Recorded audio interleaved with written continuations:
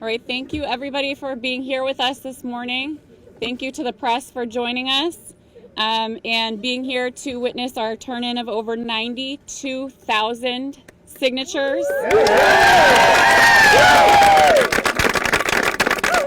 in our effort to overturn LD 798, the most severe vaccine mandate law in the nation. My name is Kara Sachs, and I'm honored to be here this morning with my co-chair, Sarah Kenny. Together, we have had the privilege of leading this incredible grassroots effort over the last 90 days.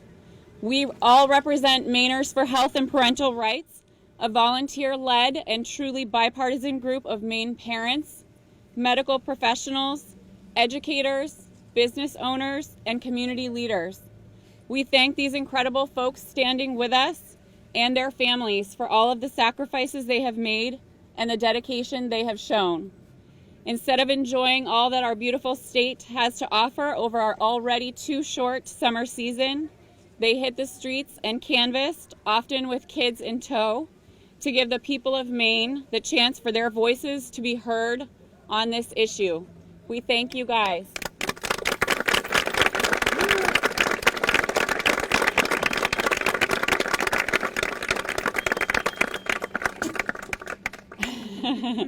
A people's veto is the chance for citizens to challenge our government when they pass a law that we believe is not in the best interest of our state and not a true representation of the people's will. It is truly democracy in action, and this was truly a people's veto. This was no easy feat. In fact, many said it couldn't be done, and yet here we stand before you today, having collected over 92,000 signatures in less than 12 weeks to ensure our place on the ballot.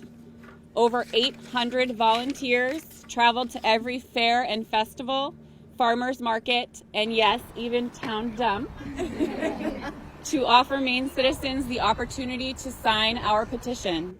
It was truly a Herculean effort and a privilege to be able to participate in this process. What we found this summer was no surprise to us. Many Mainers had never heard of this incredibly punitive and overreaching law that allows our government to mandate medical interventions in exchange for receiving any kind of education, whether public or private, from preschool all the way to graduate school. This law prevents anyone from opting out of even a single dose of a required vaccine if they wish to participate in society and receive an education in Maine. It also opens the door for our government to add any vaccine currently in the pharmaceutical pipeline to the mandated schedule in the future, and the people of Maine would have no ability to decline. We are seeing this happening in other states, particularly for the Gardasil vaccine, currently in court for fraud.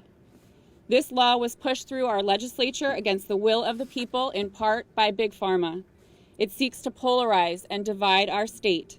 But what we've learned in talking with hundreds of thousands of Mainers over the last 12 weeks is that we are united. United in our care and respect for our neighbors. United in protecting all Maine children. United in caring about public health and insisting on science and evidence-based research. This law is an attack on all of these common values.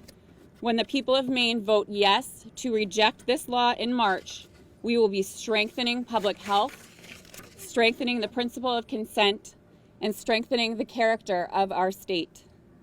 As children, most of us received 10 or so doses of vaccines. Our parents received 3 to 4.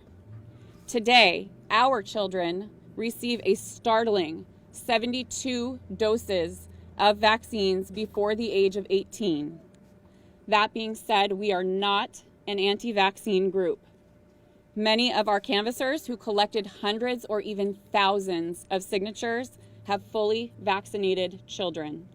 This law is not about vaccines. We believe that Maine parents make the best decisions for their children and that our government has no business mandating medical interventions or coming between anyone and their doctor. We believe in informed consent and the right to choose what is injected into our bodies and the bodies of our children.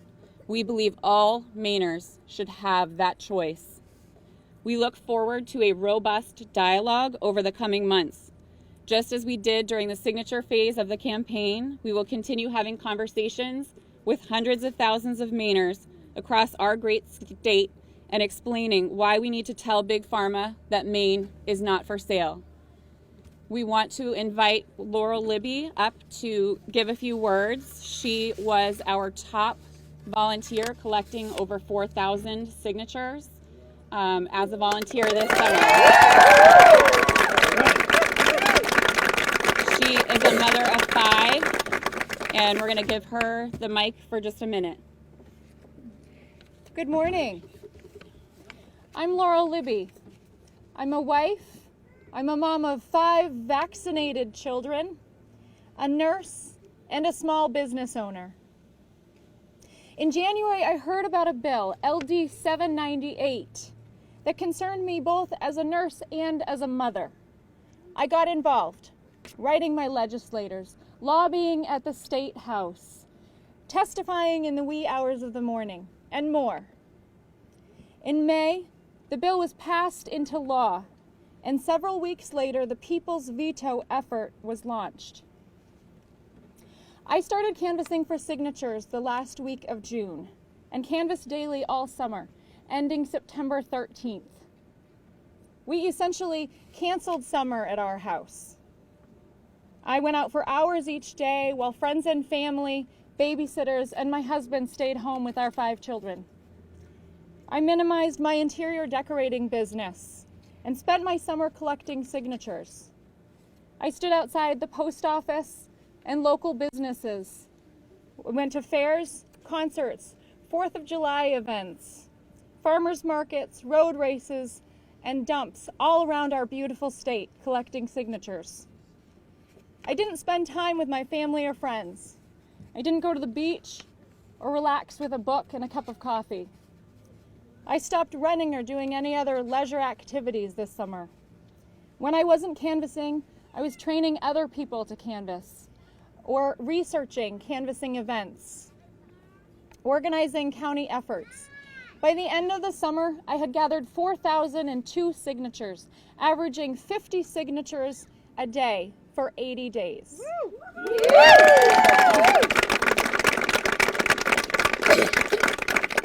But I was not the only one out there.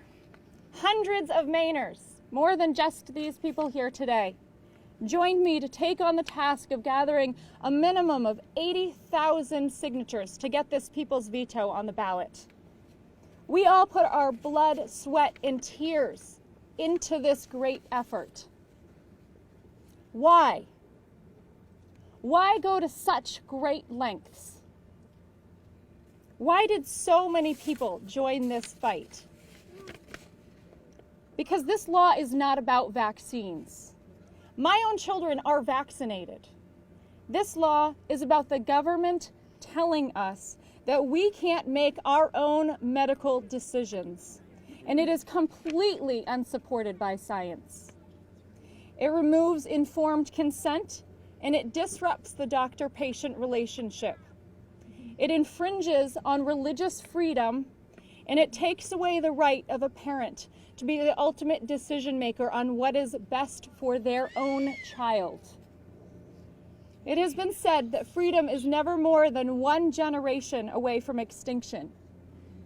We didn't pass it on to our children in the bloodstream. It must be fought for, protected, and handed on for them to do the same. We will keep on fighting until we have preserved informed consent, bodily autonomy, and parental rights. In order to collect 4,000 signatures, I've spoken to countless fellow Mainers in the last 3 months. I've learned that Maine people are fiercely independent, and we value our freedom. Maine people recognize that this law is gross governmental overreach, masquerading as public health. I have no doubt that when this is on the ballot in 2020, Maine people will overwhelmingly reject this law. Thank you.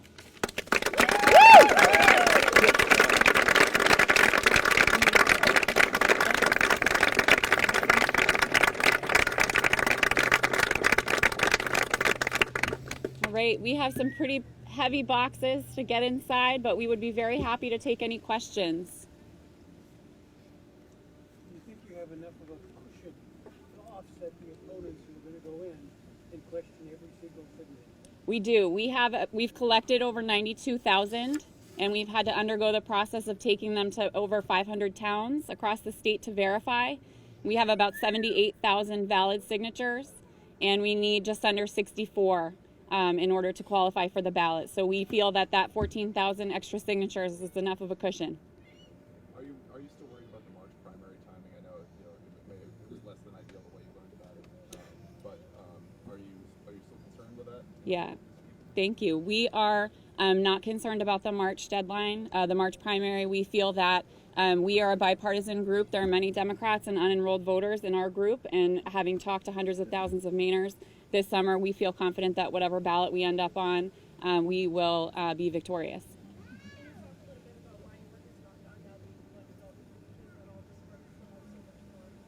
Yes. So we have only earned the spot. We hope to have a place on the ballot, and now we will enter into more of a campaign phase. We found this summer that many of the Maine citizens that we encountered, hundreds of thousands, had never heard of the law, or there was a lot of misunderstanding that it applied only to like public school K-12 children. And most people, as they learned about what the actual overreach of this law was, were very disturbed. So we'll have to continue that process, educating and having those conversations with our neighbors until that primary March election happens. Earlier in your comments, you mentioned that Big Pharma was behind the bill itself. Yes. If so, do you expect they're going to come in and spend a lot of money? And if so, how do you counter that? Yes, we expect them certainly to spend some money in advertising and campaigning against us. They are corporate sponsors of one of the co-authors of the bill and have contributed to many of the campaigns of legislators who authored and voted for the bill. What we found is that we really have a lot of heart and soul here in this group of over 800 people that came out voluntarily to canvass. And those one-on-one conversations and connections, we feel that this grassroots effort that's been very unprecedented, that we will be able to counter any money that is spent here in our state, any outside money. All right. Thank you all for being here.